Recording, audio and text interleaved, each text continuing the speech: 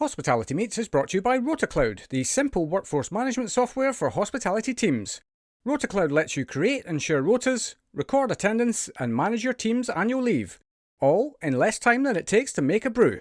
It can also make life easier for your staff, allowing them to check their rotas, request holiday, and even pick up extra shifts, all through the RotaCloud mobile app.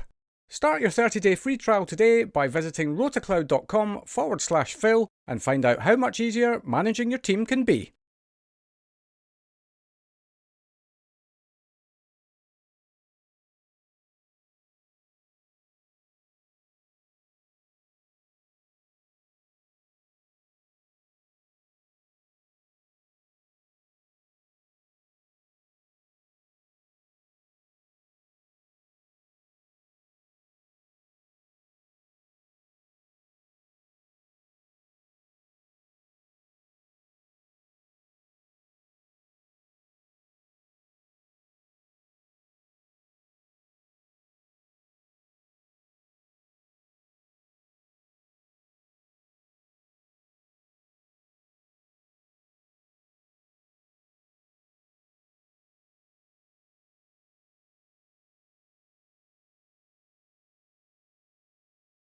And a huge Hospitality Meets welcome to Clare Downs. Good morning, Phil. It's a real privilege to be asked to be on this podcast with you this morning. Oh, my total pleasure. And actually, there's a tiny story as to how this all happened in the first place, because one of my previous guests, Phil Murphy, he sent his post out into the world that he'd been on the show and all of that, and that was wonderful. And you, I think you were maybe one of the first people to comment, actually. And I remember thinking to myself, oh, a coach. And it's the coach that worked with Phil. And I thought, oh, maybe we should explore having a conversation together. And here we are. Well, thank you very much. And I hope that I can share a bit of wisdom for the hospitality sector this morning. Very good. Yeah. So, well, I suppose let's get the basics out the way. Just tell the world what it is that you do, your company, etc., etc. Well, as you just said, I'm Welcome to a special episode of Hospitality Meets with me, Phil Street. In our bonus episodes, we like to give some airtime to stories and individuals that are doing something just that little bit special. Today's guest is Clare Downs, executive coach and founder of Martlet.life. Coming up on today's show, Clare describes how she feels about coming on the show. It is a bit of a brave step. Phil gets stumped. I don't know if I know how to answer that. And Clare recounts an out-of-depth moment. I mean, at the time, I thought, what have I done?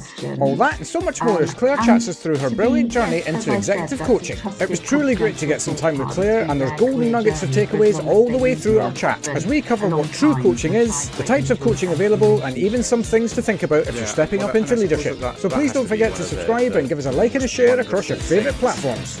Enjoy! In terms of just watching somebody who is with you for a long period of time trying to grow into themselves. Totally. There are different fields of thought in coaching. Some people think you should only have a coach, say, for a period of time, maybe 6 months, so for a specific issue, because of the concern that they might become reliant on you. Whereas my approach is that I like to build relationships. I mean, I've had some people I've coached now for maybe 8 years, and I follow their career journey. They have different challenges along the way. Perhaps the frequency of when we see each other varies depending on the stage they're at and the challenges they've got. But for me, you develop such trust and depth to the relationship. And you have to flag up if you feel there is a reliance on you, then I have a responsibility to identify that and perhaps move on or talk about why that's happening. But generally, a lot of the people I work with are for a long time. Very good. Yeah. Well, trust is a massive part of any humanistic transaction, if that's even a word. It sounds so soulless and horrible, doesn't it, when you say it like that? But yeah, well, I mean, let's there's a few things I want to cover, obviously, in today's chat. But actually, what I really love to learn is a bit more about you in terms of how you ended up here and your journey into coaching. So take us all the way back to the beginning of your career. What did you do? How did you end up here? Well, I have to say, being a coach, I mean, I've got teenage children at the moment thinking what to do with their life. And I say, well, I certainly didn't have coach on the agenda when I was leaving school or university. I studied politics at university, but I feel that's good for working in business and with people and relationships. Then my parents are farmers, and cheesemakers. So I'd always been brought up in an entrepreneurial, hardworking environment. And that led me into, after university, the food and drink sector. I think all those years of going to food shows and selling cheese and into restaurants and hospitality as well as retail, sort of a natural step was the food and drink sector. So I had a period of my career after university in business development and marketing in hospitality and agency. I worked for Unilever, Groupe Chez Girard restaurants, which I'm sure many listening to this podcast will know. I was their brand marketing manager, involved in new restaurant openings and their growth of their brand, which I absolutely loved. I worked for Mary Cider. So I worked in the food and drink sector in a few different areas, which led me, I suppose I see that as my apprenticeship at the beginning of my career, but I think I was always entrepreneurial, having come from that background and always thought I'd work for myself.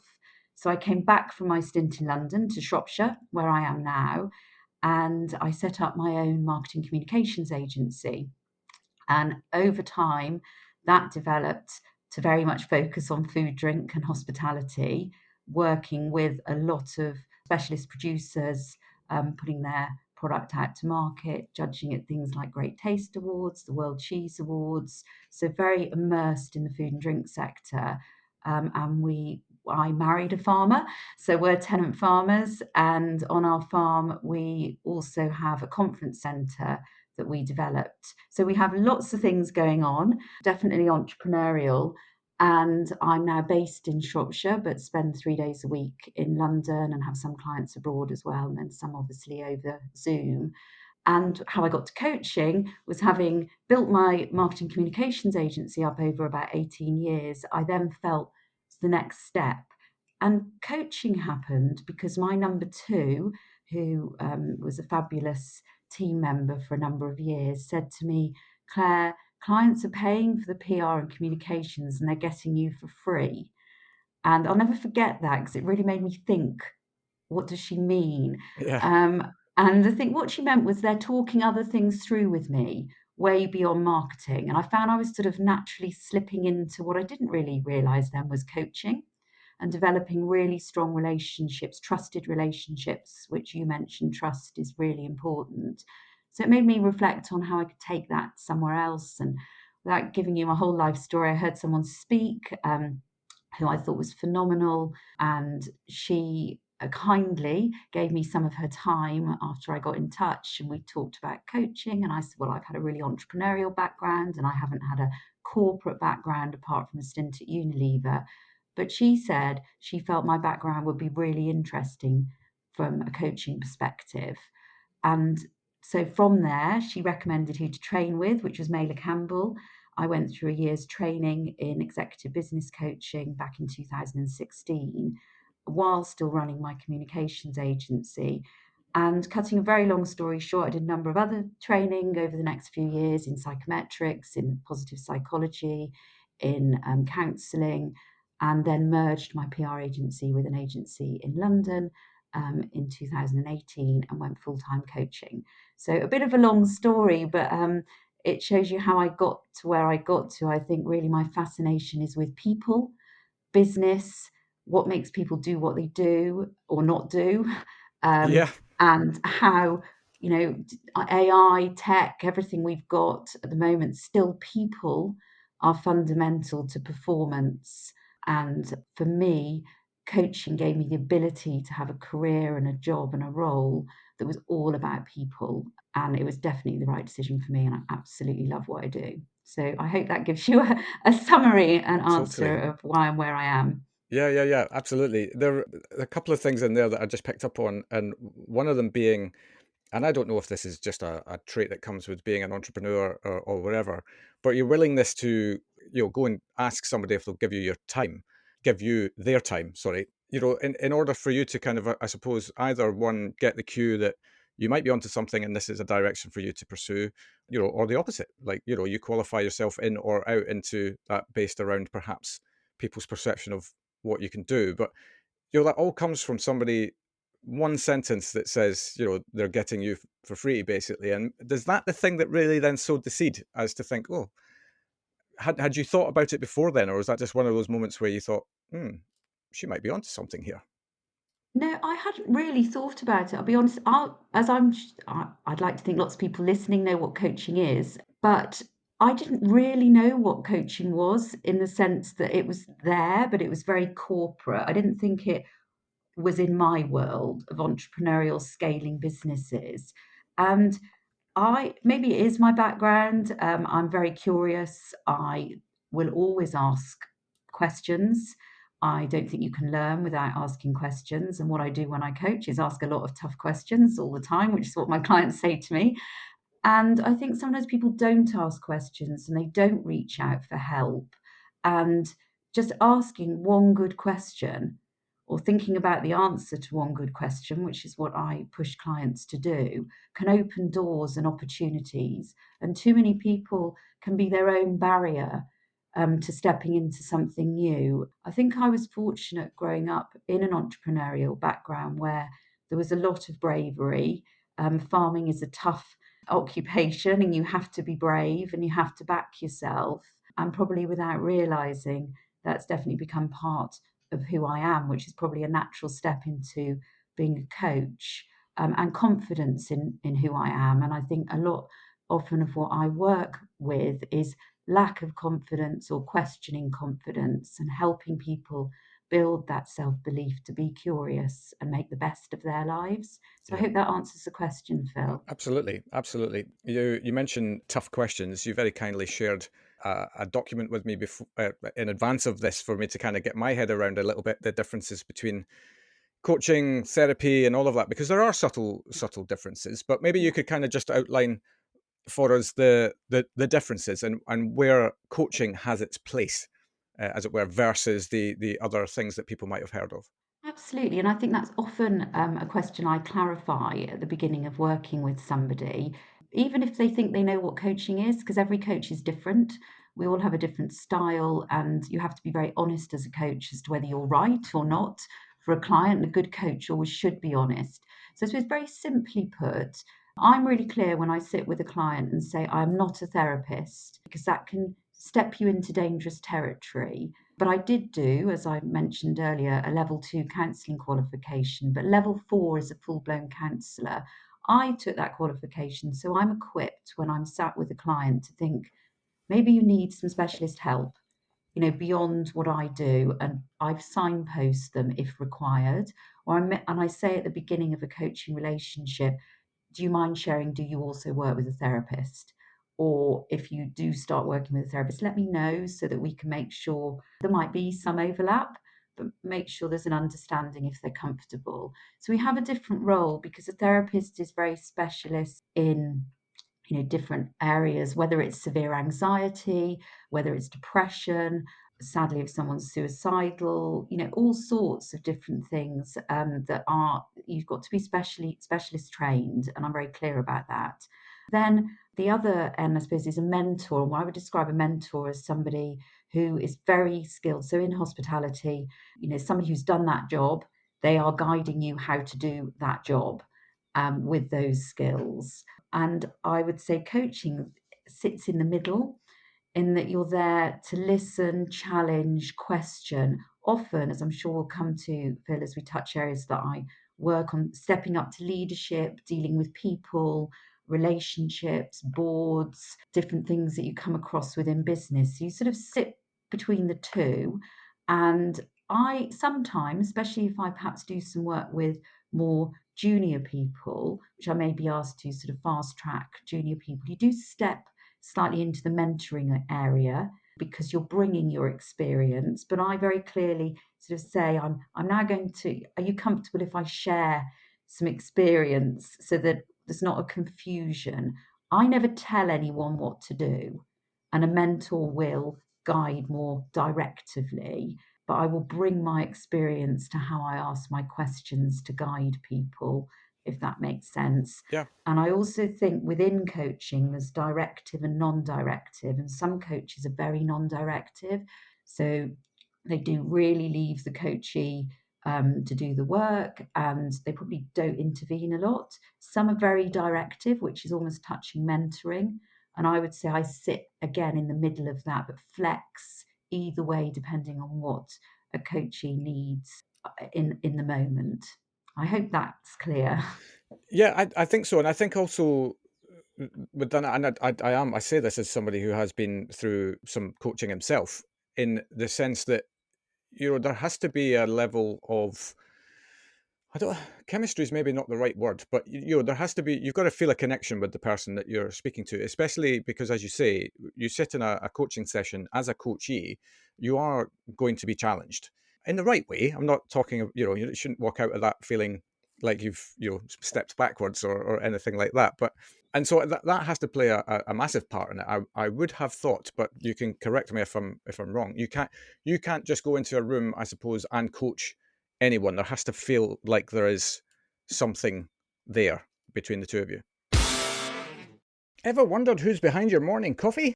Pat Coffee works closely with some of the world's most talented smallholder farms to bring you exceptional quality and unbelievably tasty coffee. Pact always pays farmers great prices for great beans, and when fairer pay means better coffee, every sip supports changing the industry for the better. Pat Coffee is available online at patcoffee.com, in Waitrose, or on Ocado. They're also the coffee brand of choice for hundreds of UK hospitality businesses. To find out more about how Pat can fulfill your business's coffee needs, head to business.patcoffee.com. Absolutely, Phil. And when someone's interested in coaching, maybe they've been referred or they've found me, most is referral, which is great.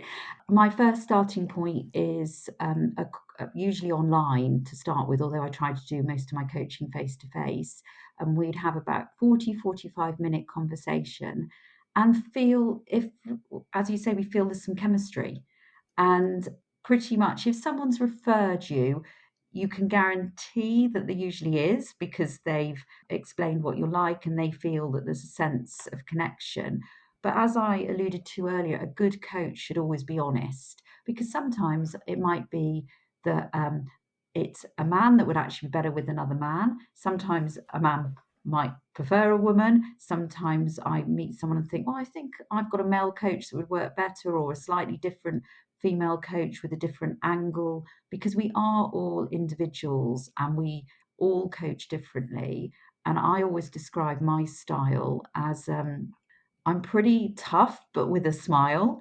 I always Silent smile, assassin. but yeah, I know this is a podcast, so people can't see that, but hopefully they can hear that I'm smiling. But I will push people, and obviously sometimes support is needed as well.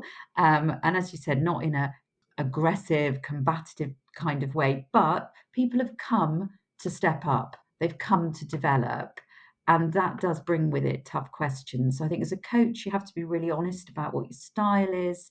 You know very instantly if there's a feel and a fit. You've got to develop this really trusting, open relationship. And if you don't sense that's there, then you can't move forward in the right way. So chemistry, massively important. And sometimes you just have to take a punt because you're not sure. But I always work on the basis with clients, I don't tie them into anything. They can walk away with a month's notice. Fortunately, it's never happened, but they can, so they're not trapped in anything. If we both sense after a few sessions it isn't quite right, absolutely you should, stop the relationship and hopefully suggest somebody else, because it has to work. Yeah, yeah, absolutely, without question. And I think the thing as well, and I'm going to refer to the document you sent me, which I found really, really fascinating and actually challenging. I think it was almost like page 3 or something like that. There was a question where I was thinking to myself, I don't know if I know how to answer that. Then that was at the beginning of the document, and the question was, "What is it only you can do?" And I was like, God Almighty, I don't know. I'm pretty good at sleeping. Like I think if there was a world championship of sleep, I'd be up there for sure. But no, it's like, and I suppose that's just. I mean, I'm jesting, but I suppose that's an indication of the sorts of questions you can expect if you enlist the help of a coach to help you, as you say, your words, to step up, because that's really why you're enlisting the help of a coach. And the step up, I suppose, can take many forms as well. Some people can, in my own case, I took on a coach because I felt stuck. The coach helped me move forward. It wasn't anything depression related or anything like that, but I just didn't feel like I had a clear direction and all of that kind of stuff. So the questions, I would imagine, are where the power is in being a coach and knowing when to ask them, I suppose, in the process as well. Totally, Phil. The questions, and it's not as if you go into a session with a list of questions because you often don't know what your client's going to bring that day. And you have to have the ability to think in the moment of the questions. But more importantly, I think the greatest skill of coaching is listening, and people think they listen and they don't. And I think the coaching training I did with Mailer Campbell, one of the most powerful things for me was that pushing yourself to truly listen, because I'd been, essentially selling my marketing expertise, which is people listening to you, and now I was listening to other people. And if you truly deeply listen, you are then able to ask the right question at the right time. And it's enabling other people to really talk. Because we have this thing as humans that we finish each other's sentences and we make an assumption what someone's going to say, and we're thinking how to end their sentence, or what we're going to say next is what we do naturally, rather than listening and letting someone say what they want to say. And often we send something in totally the wrong direction by our intervention. So that ability to leave quiet and look at people and realize they're still thinking, don't break in with your thoughts, and don't feel that it's about you. It's absolutely about the person you're coaching. I think for me, that was really powerful in the training. And obviously, the years I've done it now, it becomes instinctive. It's probably helped me be a better mother and wife and daughter and all those things as well, because of the skills that it gives you. Yeah, no doubt. As you were saying that, I was thinking to myself, God, these are skills I could definitely use as a podcaster for sure. But I think I'd even, maybe this is a sign that we were to do this recording today. I think I saw a quote only 3 days ago that was exactly around what you've just spoken about there, which is that people generally listen to respond. They don't listen to learn. And I found that the simplicity in the wording of that for me was really kind of eye-opening. And as a podcaster, I interview people and a lot of that is listening, but yes, I can definitely recount many times where I'm thinking to myself, oh, I've got something intelligent to say, which does happen occasionally. And it's hard sometimes, Phil, because especially when you start out as a coach, you do think, oh gosh, I've got to make sure when they leave this session that they feel they've had some value from me, because you're very aware, especially for me, having come from a marketing background, and you learn with confidence that the value sometimes is absolutely in places that you don't know it is. And it can be in that quiet moment. It can be in the fact you've asked a really insightful question and given them the space to think through, because it's a question that they probably should have been asking themselves, and probably have, maybe rummaging around in their head with lots of other questions, but you're pulling it out and enabling them to find clarity as they sort of talk the answer out loud. And that might sound really basic, and you think, well, why do I need a coach for that? But we don't do it on our own, in our own time, in the way that we should, particularly when you've got daily challenges, well, constant challenges in leadership. Yeah, and these are things that we generally kick down the road, aren't they? Yes. In terms of I will do it, but it's not a pressing need. But actually, if you set aside the time, and I think one of the other things that I was reading in that document is that coaches are there to help you with accountability, and it's not Yes. accountability in the sense that you're going to get shouted and screamed at if you don't do something, because the only person who's going to really suffer if you don't do something is yourself. But I think that's one of the, for me certainly, one of the main benefits of hiring a coach is that, especially if we're talking about entrepreneurs, maybe single led businesses, founder led businesses, where it can be quite lonely, actually having someone externally disconnected from you and your business to be able to hold you to account on a few things, I think is quite healthy. And I think, Phil, in that as well, because I'm not in people's businesses. I understand them. I love business. So, I feel massively privileged that I have an insight, confidentially, to businesses and their machinations. But I'm not in there. And I'm only hearing one person's perspective, or sometimes when I'm working with a few people in a business, obviously different perspectives. So it's not for me to judge or say what's right or wrong, but it's to help process and challenge thinking, to enable them to make the right decisions and enact the right behaviours within the business. Yeah, absolutely. Okay, so from your perspective, you've already mentioned some of the things that you specialize in already, step up into leadership being one, and I'd love to talk about that in a bit more depth shortly. But what are some of the other things that you really excel in, that really kind of light your fire? Because I suppose that's also got to be part of this process, is that you've got to feel like, yeah, I really love doing this. Oh, totally. And I do love doing this. Yeah. Absolutely. It was a big career decision change for me, having, run a successful marketing business for 18 years. So I had to back myself. I have to sort of walk the talk of what I do, and take that leap of faith. I love working with people that truly want to learn and be better. I don't want to be, and I never have been, sort of maybe a someone that's imposed upon people when they're told they need a coach. I very much wanted to be a relate. They might have been told they need a coach, but then they've got to want to be on board with it, because then you're working together in partnership. We touched on stepping up to leadership. Obviously, that's a key area, and that might be navigating a board, it might be navigating, obviously, your teams beneath, your peers, a lot of first time CEOs. I think the relationship of the number two, so the CFO, COO, with a CEO or founder, is a relationship that I work a lot on. I've got quite a few number twos in that C suite. Areas may be around confidence, they may be around communication at different levels, whether that's up or down. It might be investors, navigating those relationships, big decisions that have to be made, as you said, sometimes can be lonely in leadership, and it's processing those big decisions. Tough decisions.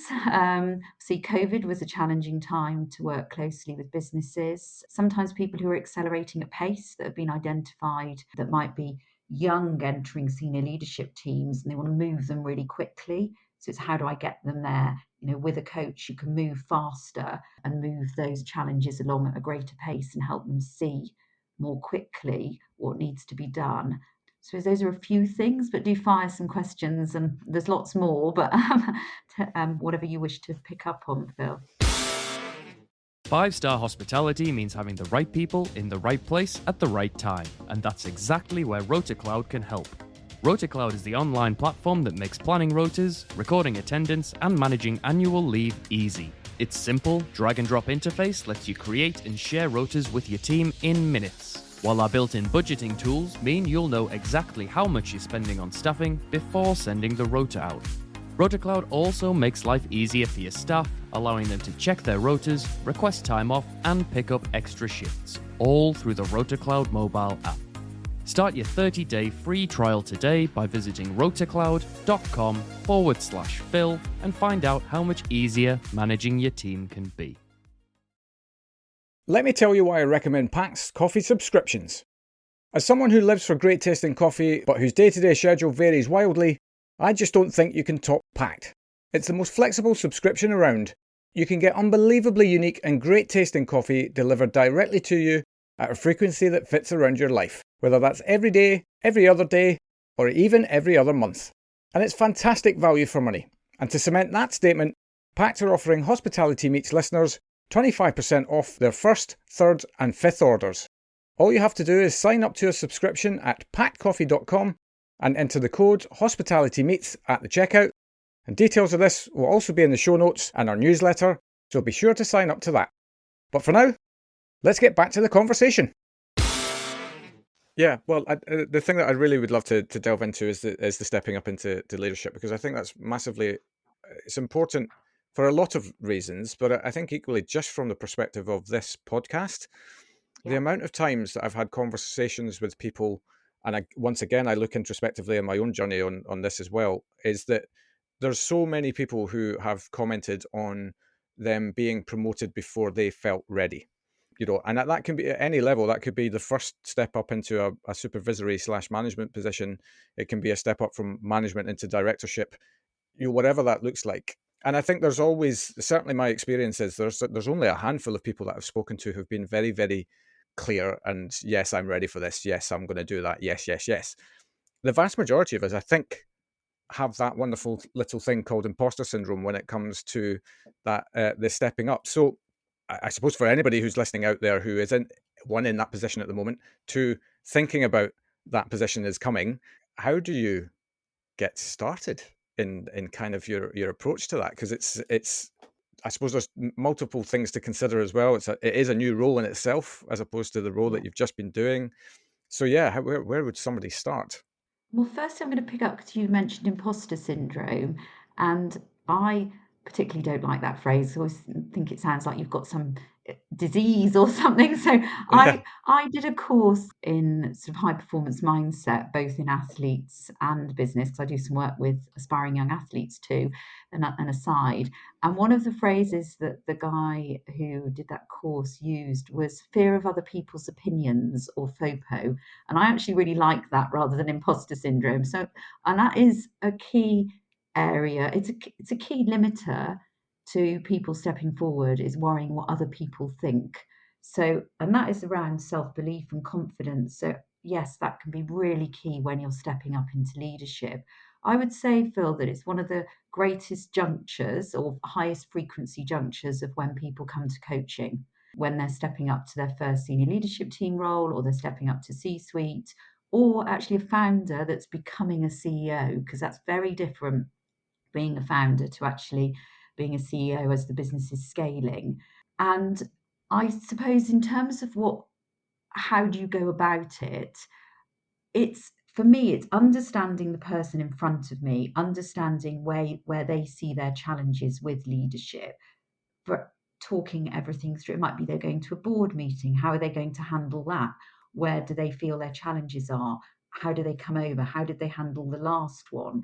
It might be in their senior leadership team, looking at the dynamics within that team, if they're the CEO or perhaps the COO.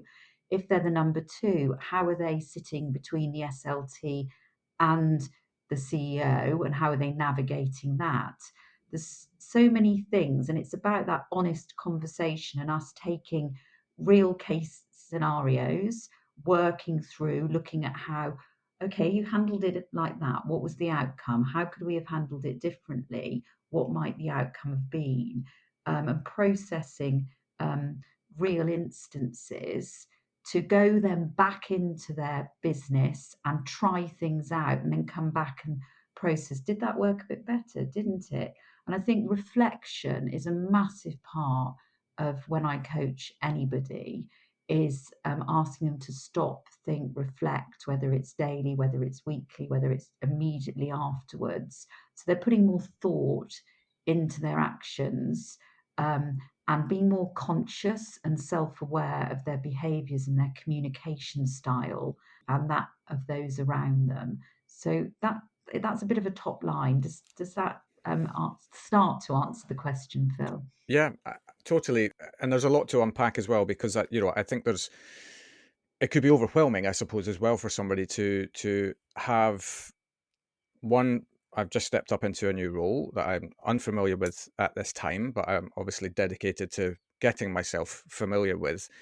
But two, lots of other things to consider, like you've just said, and you're sitting with a coach who's then getting you thinking about things differently. It takes a lot to process, but I suppose the key point is that should not be the barrier to not making the steps and actually just going headlong into it and trying to find the solution that you need. Yeah, and I think no one is ever truly prepared, and no one knows fully what's around the corner or what the role entails.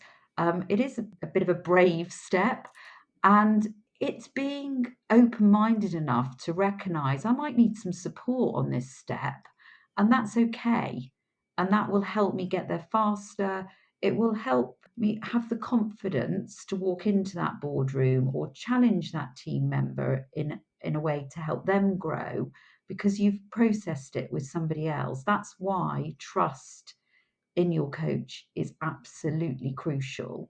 And I always, as I said, I will never tell somebody what to do. I can't, I'm not in their business. That would be wrong. but you can facilitate that ability for them to think through what the best approach may be, and also to recognize they will not get everything right, and to accept that and learn from it, and not feel, I think people step up into leadership thinking I've got to be the finished article. I'm now in this leadership role. I have to be perfect. I have to be fantastic at everything. And like, no, you've gone into the role. Now you've got to train within the role, and you will get better at the role, and you will grow in confidence. And as long as you learn, anyone who's coached by me knows I do a lot of sport analogies, because I touched on, I help some athletes as well, and I love sport. I'm an avid runner. So I'll always say you don't suddenly go, right, I'm going to be an Olympic athlete and I'm going to win an Olympic gold tomorrow. You have to train. You have some bad races or bad performances, and you learn and you develop. And I think that, it's thinking with that mindset in business. So as I said, a few analogies of that kind come into my coaching, because I think it's so aligned with sport. Whether you're sporty or not, you can probably watch somewhere along the line. Yeah, yeah, you're talking my language. I'm with you. I use sport analogies all of the time. Do you think there's a lot of this as well? It's taken me a long time to realize that as a species, we're actually really, really adaptable. You're more adaptable than I think we give ourselves credit for. And I wrote an article once upon a time on the subject of reinvention. And I remember reading somewhere that I think the average human being reinvents themselves 4 times in their lifetime, something like that. I mean, I don't know where they get that from and who they asked to get that statistic, but nevertheless, I think I've come to believe that we are more adaptable than we think we are. And part of that process then when you're stepping up is realizing that you do have adaptability into a new role. But then it's what you do with that realization, I suppose, is the key thing with how you move that forward. Yeah, I think I totally agree, Phil. We are incredibly adaptable, and we constantly prove that, don't we? World events we have to adapt to all the time. It's having the confidence to believe we're adaptable. And as I've touched on before, we're often that phrase, we're our own worst enemy. If we can believe we're adaptable, we can adapt. But if we choose often to keep within the safety of saying, no, we're not adaptable, that's a choice we make. And a lot of my coaching is around we have choices, you make choices. And if we can get to a point that you're equipped to make the best choice, but whichever choice you make, being aware of why you've made it. And I think adaptability comes into that. You have a choice to be adaptable or to keep in a comfortable, safe, but possibly not very exciting or curious box. But that's a choice you make. And you can't, and it's hard. It's hard being coached. It's hard stepping up. It's hard taking that responsibility. But by the same measure, it's massively rewarding, and you have to choose which route you want to take. And I will push people to look at why they're making the choices they're making. And again, it's not for me to say whether they're right or wrong, but to enable them to be able to make those choices. Yeah, equally, I guess it's also, the path to success, whatever that looks like. I suppose that's very different for every individual as well, and business is rarely one of a clear line up. There's, and I suppose that's part of the process of leadership. And I can't remember who I was speaking to this about, but we spoke about vulnerability being a really under talked about part of being a leader. And especially this was probably more prevalent in the time that was COVID. Who was there for the CEOs who didn't have a playbook on how to deal with this because it had never been done before, and so I think showing your vulnerability, I think, is probably quite an endearing part of being a leader. Totally, and again, an area that people find slightly uncomfortable, because I think when you first step up into a leadership role, you back to what I said, you feel like you've got to have all the answers and you should know everything. And something I really push people on is why you've just come into this role, and actually, if you're really good at your role, you don't know everything because you're pushing all the time to discover new things, and it's equipping people with that confidence to ask questions, to say, I don't know, but let's work out how we do know. How do we find this out? Because then that filters that behavior down through a team. So then people the next rung down think, it's good to ask questions, to challenge ourselves, to be curious, because you almost stultify growth and development if you don't have that culture.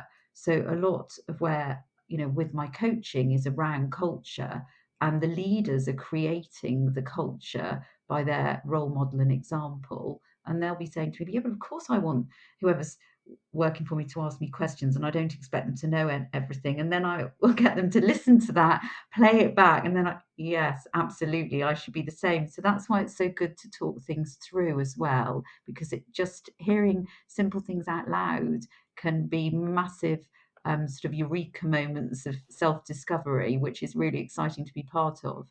Yeah, I remember I had an exact moment like this just from my own experience of being coached when we were talking something through, and I came up with something. I came up with a question, I think it was at the beginning, and my coach deflected that question back to me with another question, and by the end of it, I'd answered the question, and I was like, oh, there we are then. Have I just solved that problem? And it is kind of it was like this moment where you go, God, it was there all along. It was there all of the time. But the coach just helped me, I suppose, get to the place that I needed to get to. And I think that's as you said all the way back at the beginning, this doesn't have to be something that is for years and years and years, although it could be magical if it is. Sometimes you just need that little directional change, or think about something differently, or just get you past that one thing that was keeping you stuck. Totally. And I said at the beginning, I have coached clients for years, but by the same time, like you said, Phil, there's people who've come for a 6-month period where they're going through something. It might be, I don't know, a business partnership that's trying to separate amicably and make sure that things are done properly and a good relationship is maintained. So having that support through that process when there's a lot of high emotion, as you said, some of my coaching is a little bit more not life, almost life coaching, in that you might be at a juncture, you might have been made redundant, you might have just come back from ill health or maternity, and you need a bit of focus coaching for a few months to get you back on track or unstuck or help find your direction. So coaching need comes in different forms. There's not a this is how it is, which is why I don't ever sell programs or anything like that. And I know some coaches do, and that's the way they operate, because I think until you've talked through with somebody, you can't work out. I will have a conversation and think, actually, I think you need some really focused coaching for a short period of time, and then let's see where it goes. Or you need ongoing coaching within your business and a long term relationship if it works well. But everyone's situation is different. And you, again, it's back to listening, asking questions, and from that you work out the best way forward. Yeah, absolutely. I don't know if you can share, obviously from confidentiality perspective, but are there any success stories from your own time as a coach where you've taken somebody from one place to another, and you look back on that and go, wow, that was just really a wonderful, wonderful thing. And as you said, I'm afraid I can't mention any names as I might be in trouble. Although my clients are very kind and offer testimonials, I don't know if they'd want me to discuss everything online.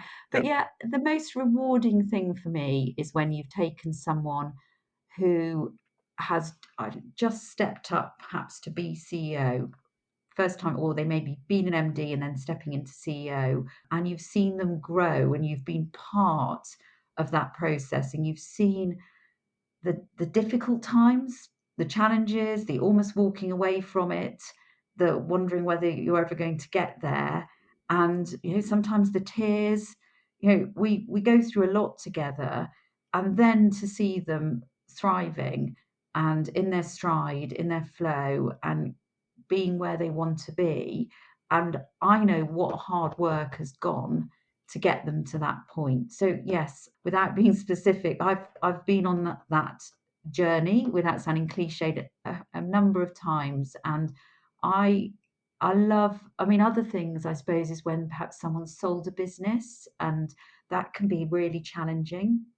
Although that sounds, oh, that's what everyone aspires to. When you've worked all your career and you've built a business and then you've successfully sold it, but there's almost a grieving process to go through because you've been that business, and sitting alongside someone to prepare them, because it's another point for coaching is people don't realize they need some support. They think, oh, it's going to be great, I'll solve my business. But if you bring in a coach ahead and work through the sale and post sale, we can alleviate that grieving process because you're set up for what's next and you've got a plan ahead of you. So that's I've enjoyed that sound, but you've been working with people in that scenario, and some very successful breakups of business partnerships that have gone amicably and both parties have been happy with the result. That's always a really sensitive one to be involved in and very rewarding when that works. So that's a few scenarios that I've gone through with clients. Yeah, absolutely. How long have you been doing this now, Claire? Well, I did the training in 2016, which was about a year, and kept my marketing communications business going. I had a couple of hairy years doing a lot of training and running my marketing business. And then at the end of 2018, I merged my marketing business with another agency and went full-time coaching just before COVID. So Bingo. I, it was it was probably, looking back, I mean, at the time I thought, what have I done? But, launching a new business in effect just ahead of COVID. But what was fantastic was the learning in a weird way, because I was there to support clients through COVID. I was there very intensely and in a strange way probably did, I suppose, 10 years of coaching development in about 6 months, and I don't think there's anything I haven't seen now, and saw all sorts of phenomenal stepping up into leadership. People that, as you mentioned earlier, weren't prepared for that. It's not in the playbook of running a business, a global pandemic, and being there and being privileged to be there for people during that obviously taught me a lot. I hope I provided a good support. There was a lot of support required rather than challenge, but also challenge when people were making decisions. Um, and built some very strong relationships during that period as well. Yeah, it is always amazes me how periods of adversity lead to wonderful things in the end. And I think maybe it was exactly the right time for you to start a business because of that. Who knows? I mean, it's clearly worked out okay so far. Well, I like a challenge, Phil, and I think, starting to be a business coach on the brink of a global pandemic was the ultimate challenge. But I hope and think it's made me a better coach going forward and ask questions of myself, because I was a fairly fresh coach being faced with some pretty big challenges. But those, as I've said all the way through, challenging yourself is what leadership is about, and those that are open to doing that and being, as you mentioned, vulnerable, self-aware, all of those things are vital, and hopefully that's what I can provide, is support during that development for people. Fantastic. Well, that to me sounds like a wonderful place to wrap it up. If people are interested by what we've been discussing today and would like to have a discussion with you, what is the best place for them to connect with you? Yeah, absolutely. Always happy to talk to people. My website, if I'm allowed to plug, is Totally. martlet.life. And if you look there, there's a contact form. Always happy if you've got questions. I can have a phone call or a Zoom. And, I'll always talk about coaching, as you've heard for the last 50 minutes. I'm very enthusiastic. And I know for some it's something they may not know about or may not have ventured into, or think you've got to have a problem before you have a coach. I hope today has shown you that that's not the case. It's about partnership and working together. Fantastic. Yeah, and I will also put all of your details in the show notes for quick and easy links for people. Claire, thank you so much. I'm sure that we could talk about lots of different sides of coaching for the whole day, but we can't do that today. Absolutely. And yeah, wish you well with everything that you have planned, and hope that the farming life gets easier. as well. Oh, well, thank you. We have a bit of dry would be nice on the farm, and it doesn't freeze over winter, so we can have a little bit of family time and not just farming. Yeah, But thank you very much, Phil, for asking me along today, and thank you anyone that's listening. fantastic. Thanks so much. Take care. And there we have it. I always love time spent in the company of coaches, and I hope you will agree Claire had so much wonderful insight. Of course, reach out to her if you have even an inkling that a coach might help you. We will, of course, be back at 8 p.m. next Wednesday with another cracking story from hospitality. So until then, have a great week, and we'll see you then.